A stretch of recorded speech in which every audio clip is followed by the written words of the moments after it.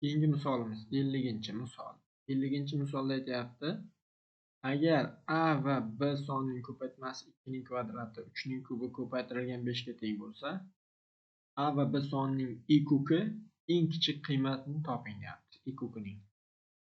Endi ekuk degani ikkalasida ham borlarning yuqori darajalari va birida bor, ikkinchisida yo'qlarni ham hisoblashimiz kerak degan. Ko'paytmasini topishimiz kerak degan.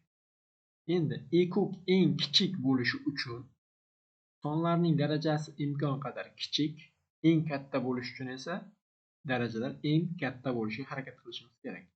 Bizda eng kichik qiymatini so'rayapti, shuning uchun eng kichik qiymatni topish uchun darajalarni imkon qadar kichiklashtirishga harakat qilamiz.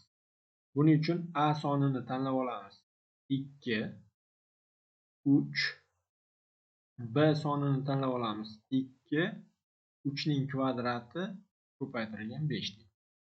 Shunda ekuk ikkalasi uchun ekuk a va b sonlari uchun 2, 3 ning kvadrati va 5 ning ko'paytmasi. 2 kara 5 imiz 10, 3 ning kvadrati 9, ko'paytirsak 90 soni hosil bo'lyapti. Demak, javobimiz 90 ga teng bo'lar ekan. 90 A javob.